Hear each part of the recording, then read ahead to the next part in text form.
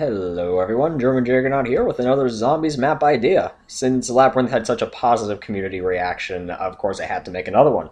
So I've spent the past week or so carefully crafting this new map idea because after Labyrinth went up on Play the Game, I rewatched the video and my initial reaction was I could really do better. I mean, the idea itself was fine, maybe a tweak or two. It was really me. I feel the voiceover was awful, so this is my redo of sorts. This will probably be my last map idea for a little while because Origins is coming out very soon and that will last us at least to Ghosts, and I don't want to put up a map idea when everyone's more concerned with these new and exciting things. This map is also a lot different than Labyrinth, hopefully in a good way because I went about it in a different way. In thinking of Labyrinth, it all started with an idea for atmosphere being darkness, and I created a map by building story and gameplay around that. But with this map, I started with an idea for gameplay, and I created a map by building story and atmosphere around that. I also really stood on the shoulders of giants with this map, no reference intended. I looked to Mob of the Dead, of course, because it was masterfully created. I'm honestly not sure if Origins can do better. I also, of course, looked to Ben's maps for inspiration, especially Sanctum. If you haven't seen that already, then I really suggest you do because it's different from all of his other map ideas. There's no story or specific setting, but what really makes it a good idea is its varied gameplay and interesting premise. It's really an idea for how a map should play, and a good one at that.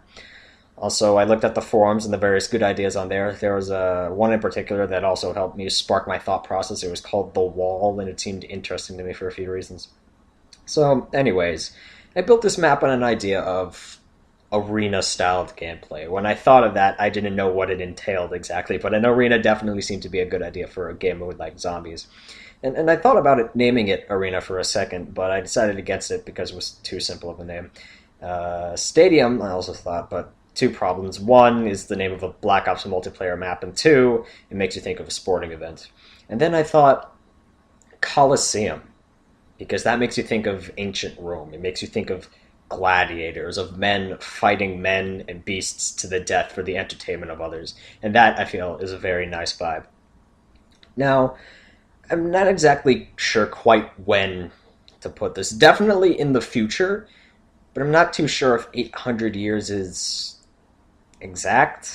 Maybe a little before then. Because Ben made a video and took, I guess you could call it a hiatus from his hiatus, and in that came some information that sort of screwed over when I originally intended to put this map.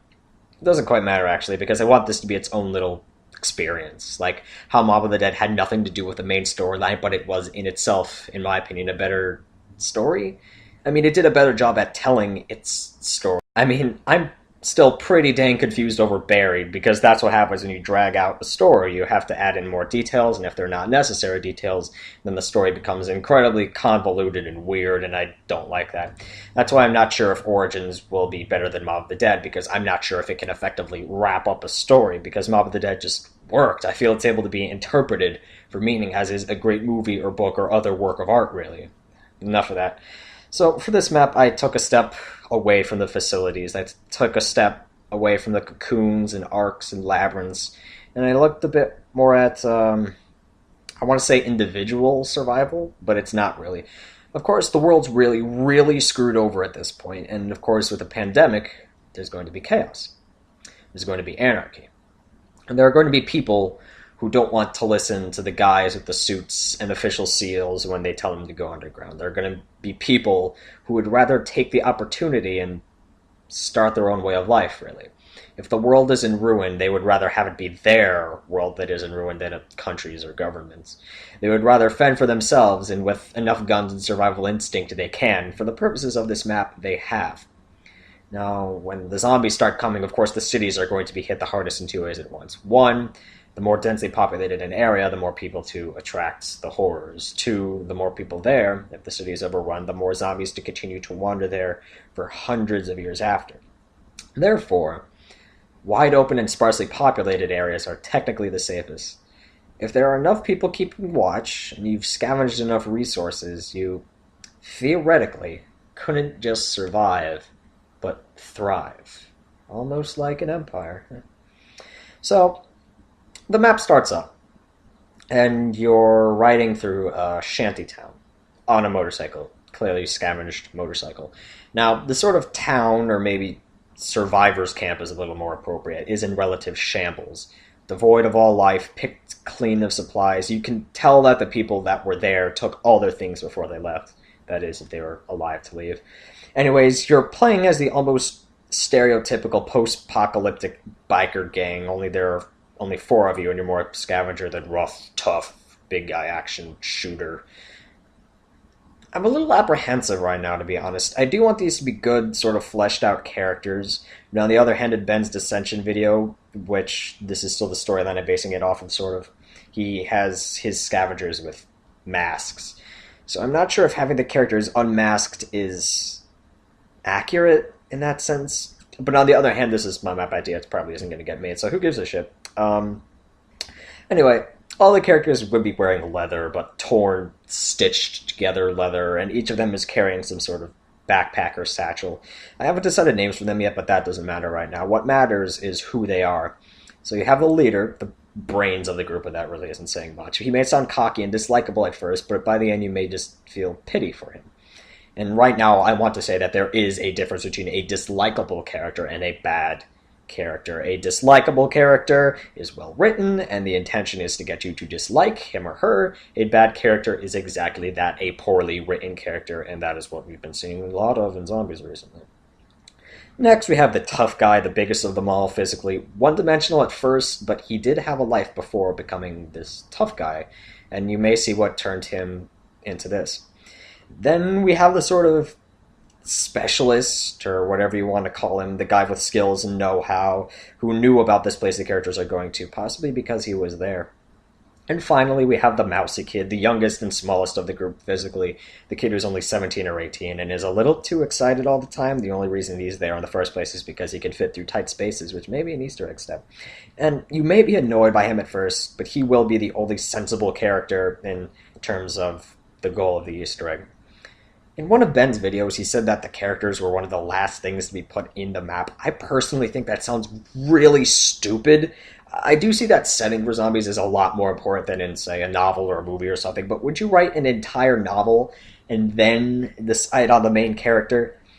That might be why characters seem to have been rushed almost lately.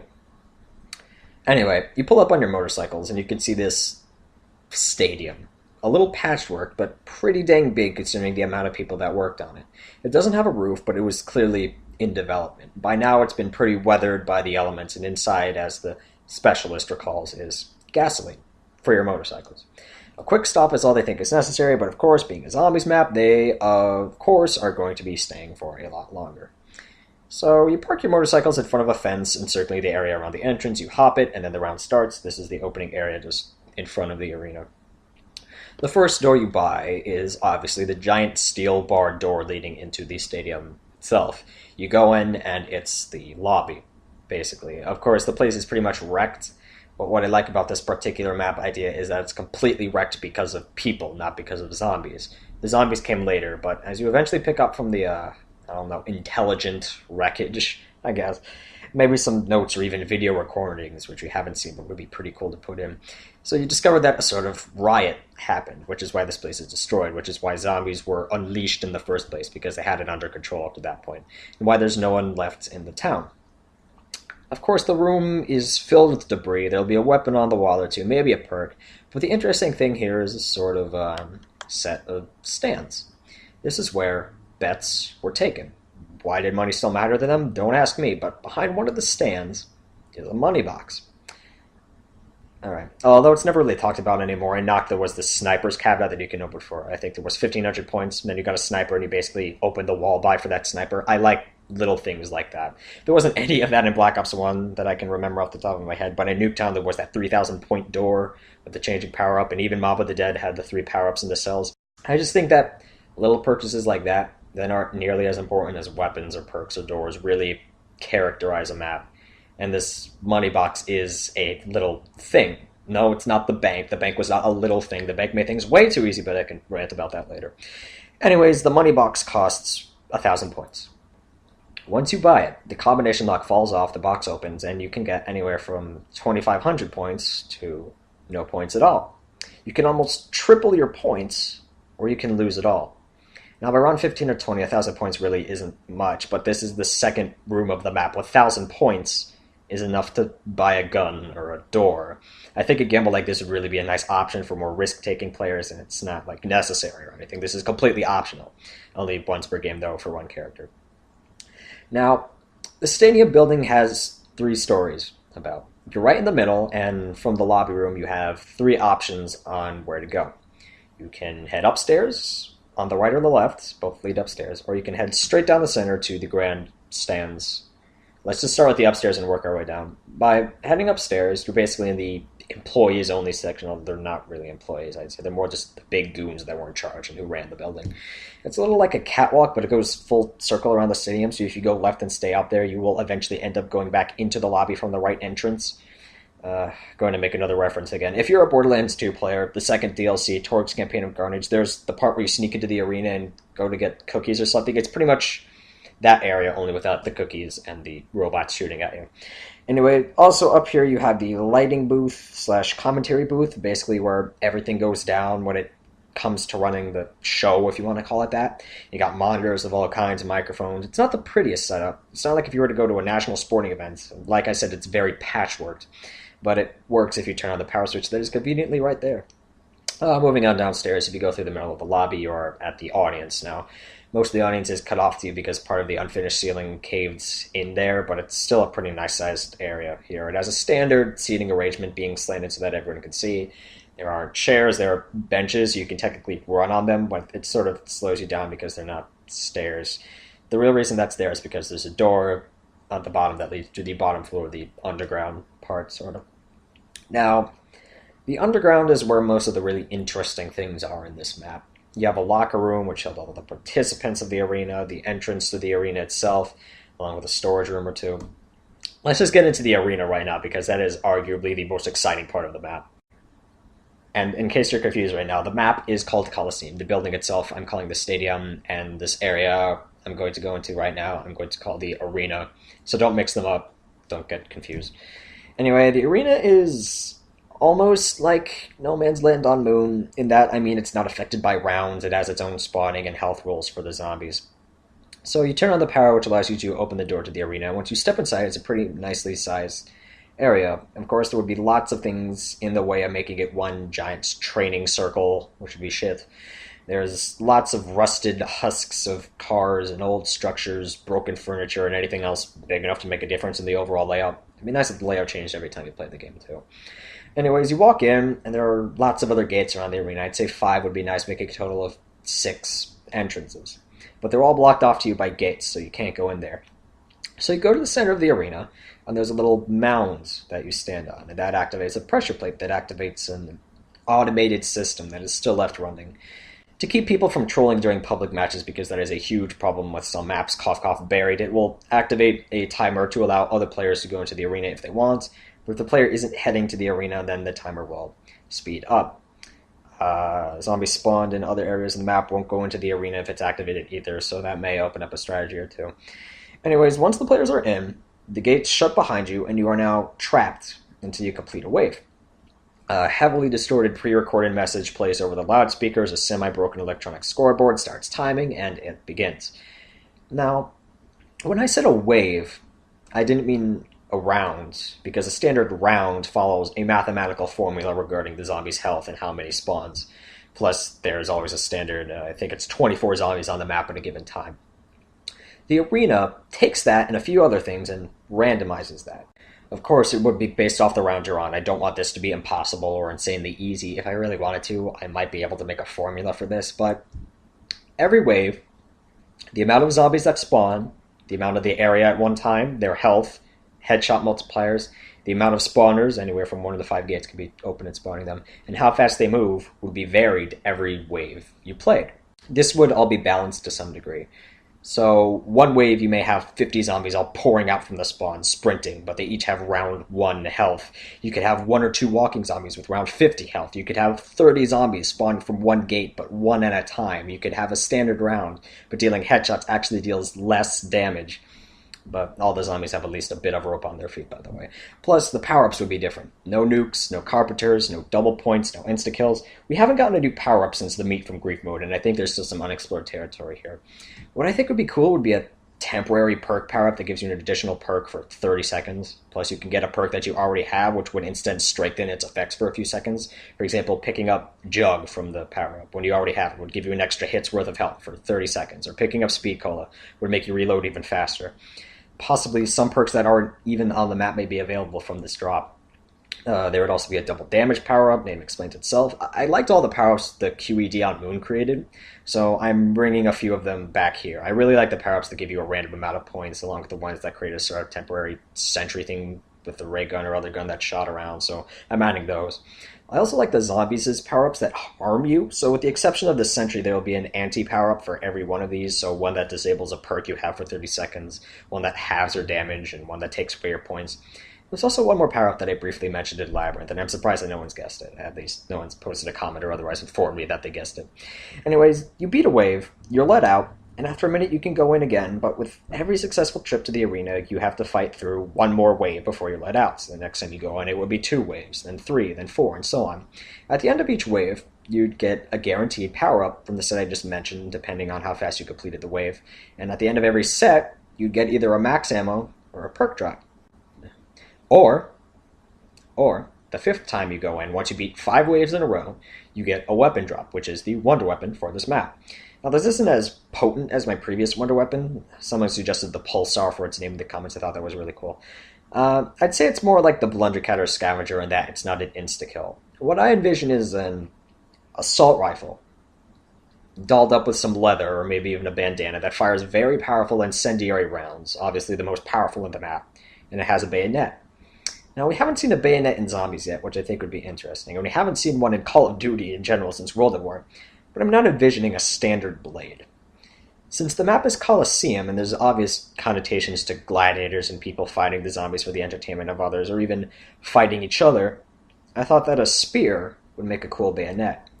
But not just a spear, an electrified spear. It'll have electric coils tied around the head attached to a battery that connects the shaft to the underbarrel of the gun. This would give you a lot more ranged melee attack, along with additional damage and additional shock damage that is a sort of splash damage effect akin to electric cherry that damages the nearby zombies as well. Name. I'm not good with these things. Does it really freaking matter? I mean, I kind of want to say the Ghost Rider, but that's trademarked. You know what, screw it. Why don't you guys just give me your ideas in the comments?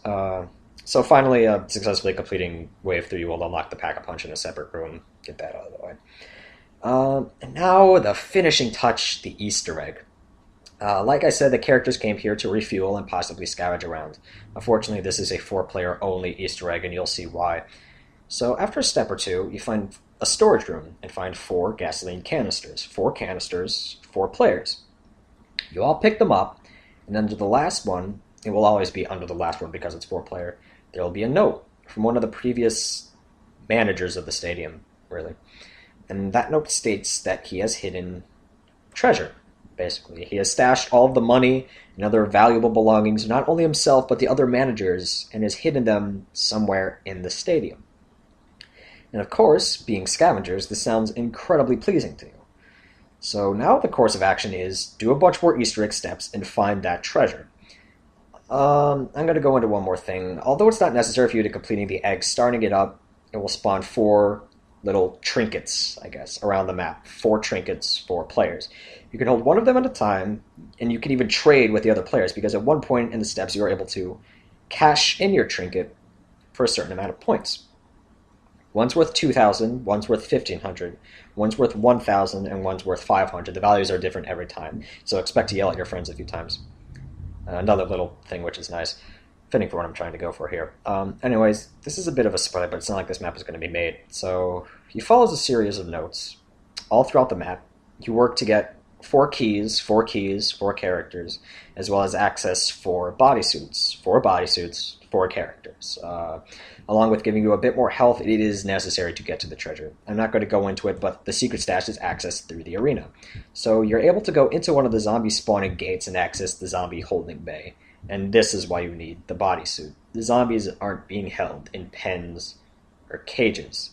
they're tied down, or should I say, tied up. You enter a pretty big room where there are around 100 zombies hanging from the ceiling by their feet. There's a robotic arm with a razor that cuts the rope holding them up when they need to be spawned in, and there appears to be lots more in the surrounding spawners. Only difference is that this one is the only one with a floor, the rest have even more zombies stretching into the underground. The reason the bodysuit is there is because you only have the space to crouch walk through, and there the zombies can only swipe at you. You can go in scot-free if you crawl, but that would take a while and be boring, but you may get to hear an interesting monologue or two under the hundreds of howls and moans.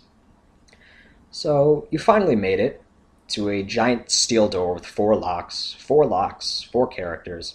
You put each of your keys in, you go in, there's racks and racks of cash and gold and jewels and wines and clothes and all of this other treasure, and your points total just keeps climbing until it hits the maximum. You're rich, it's great.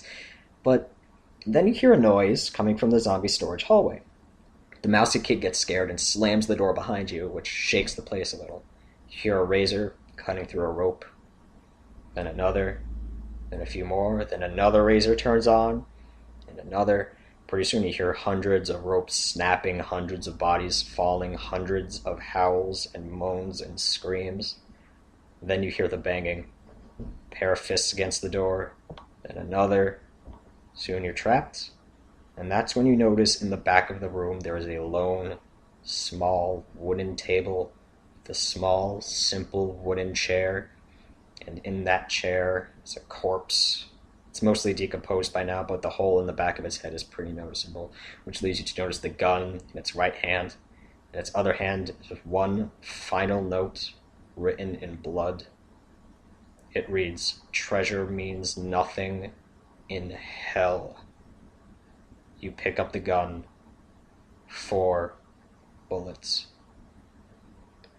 Well, that's my map idea, Coliseum. I really hope you liked it because I sure did. I mean, honestly, if you did like it, be sure to leave a like on the video because that is a very nice thing to do. Be sure to subscribe to whichever channel you're watching the video on for more delightful videos in the future, and let me know what you think. I mean, I legitimately read every single comment on both of the Labyrinth videos, both the original upload and the re-upload, and I loved every single one, even the poorly worded hate comments. Except for the poop comment. I still don't get that one. Is it like saying the video's poop? Or is it saying that I'm poop? Is he just saying poop? Whatever. But what I am a little surprised about is that I hit a thing or two in there, such as the power-up, but especially N. One person commented about N, and I responded to that comment with some information that wasn't in the video, and I'm surprised that no one picked up on that. At least no one commented on it or upvoted it. I mean, it's not the most exciting thing, admittedly, but anyway, thank you all for watching. This has been GermanJagernaut, and have a nice life.